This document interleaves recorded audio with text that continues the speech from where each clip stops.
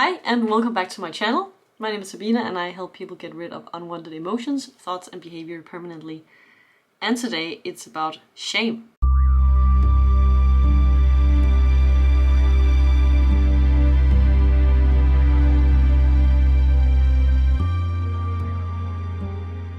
Why the do we feel that way? So I always use this analogy when talking about shame in terms of the work I do, because I'm trained in removing mental programming like beliefs and conditionings and expectations and sense of self and good stuff like that. So, for example, when we look at shame, it's basically when we have done something where we feel like we shouldn't have done it, or if it says something about us, and we can feel ashamed if other people have a certain reaction to us. There's a lot of different situations or example of how to feel shame. But if we go back to the very start of our lives, shame was actually not a thing, because when we are very, very young, we haven't really learned anything yet. And here's where it gets interesting. When we have not learned anything yet about how to behave or who we are, shame is not introduced. That's why we're able to, as a children, we can basically poop in our pants or puke our parents in the mouth while they're holding us and not worry a bit about it, because we don't make it mean anything, because at that point we can't make it mean anything because our brains are not developed that in that direction yet. So what happens is that we then grow up and we start giving meaning to things.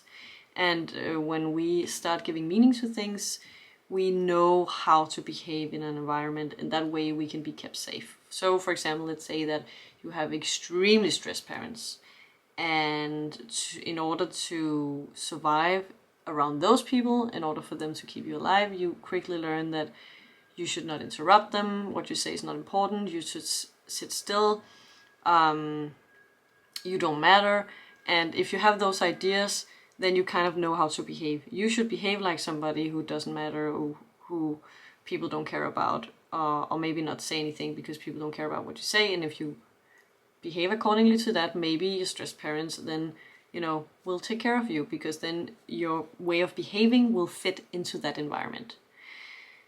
And, the whole thing about that is that we're just a mechanism and we're trying to keep ourselves alive. But as it is, these conclusions are not always, the best. They are not at all true, but they have a function. And usually at some point in our life, we don't live with our parents, but we still have the same function in our minds. So shame is actually just a function of making sure that we fit into a certain environment so that we can survive as children.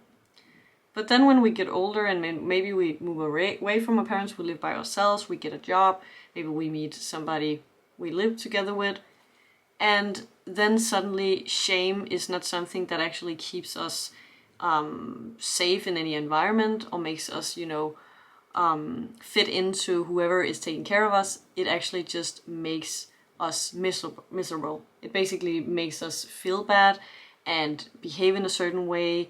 And also it affects how other people look at us and eventually treats us.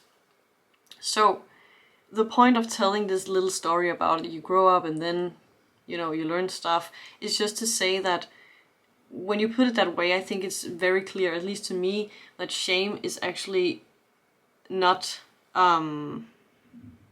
something we are born with, but it's something we have learned, and it had a function. So that means that, first of all, there's not anything wrong with feeling shame. I know a lot of people who actually feel ashamed of feeling bad or ashamed of feeling shame. So that's one thing. Normal, fine, nothing wrong with it. It couldn't be any different, because that's just how human works. But on the other hand, because it's not something you're actually born with, because it's not the ultimate truth that you don't matter, or that you have to keep quiet, or nobody cares about you, or if you do something then you get abandoned, or also the feeling you can just have, for example, if every time you made a mistake, you feel fear or shame, it's usually because when you were little and you made a mistake, parents, your persons and people, your parents, they reacted in a way where you felt ashamed, or like, how dare you, why are you so stupid, stuff like that, that made you feel ashamed of being you because it's just wrong.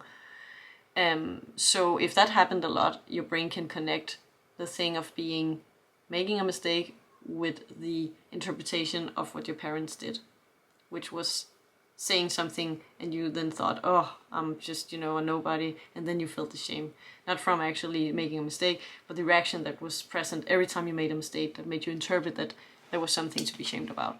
So shame is really this little, from the get-go, protective thingy, but the important thing here is that you can get rid of it, because if you were not born with it, and it came along at some point, it was just something you learned, just some, wiring in your brain. You can rewire it. You can make it go away. That's what I do. That's what I help people do. I find the source of exactly what their problem is, and then I remove that wiring when I find it, so that the belief, that wiring stops, so that the shame, for example, and the behavior that comes from that stops. And there's just, even though something is natural and even though something worked once, it does not mean that it's wrong or dangerous or impossible to get it away again. I think it's a very good point that, throughout life we are at different phases and we have different experiences, but it doesn't mean that we are not allowed to change something permanently if it doesn't work for us. We don't have to. If you feel fine about having shame, or you may have a belief that that's what's keeping the world together. If people didn't have any shame, they would just kill and be bad and, do all sorts of things. But I can tell you that when you remove beliefs from people, for example, the ones that causes shame, people do not become egocentric and,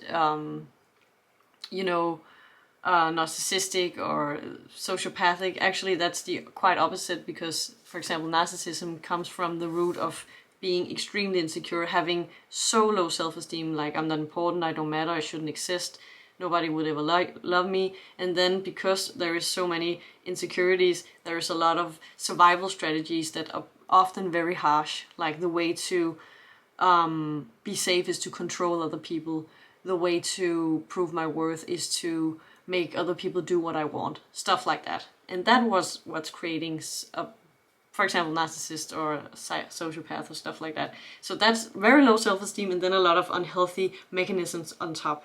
A person that is getting rid of the low self-esteem will not have to do a lot of things in order to feel good, because they actually feel good. So a bonus of getting rid of shame is that you feel better about yourself. Life is more fun. It feels good to be you. You can actually embrace yourself without worrying. And you also, first of all, inspire other people to do the same. And you usually become more authentic and honest and loving and caring, because the shame is not taking up all that energy that you can actually use to see what's actually going on. So I'm not here to say that shame is a bad thing and everybody needs to get rid of it. But what I'm saying here is that a lot of people deal with a lot of shame that has a bad effect on their life and the people around them. And if they really want to do something about it, to just feel free or maybe reach a dream or something like that, it's absolutely possible to get rid of that shame permanently. And I just thought that would be a very good message to spread. And also, of course, if anybody actually is sitting out there thinking, I want to get rid of my shame, or there's just things that I'm still blaming myself for, like that happened 1,000 years ago, and still I'm like, please do not hesitate to contact me. You can fill out the form below and write to me a bit about your situation, and if I find we're a match, I would love to have a chat with you about that experience. So please do so if you feel like it. And other than that, I just hope that maybe something good came out of this for you. No matter what, I hope you will have an amazing day. I enjoyed this a lot. Thank you so much for being here. I love you. Bye.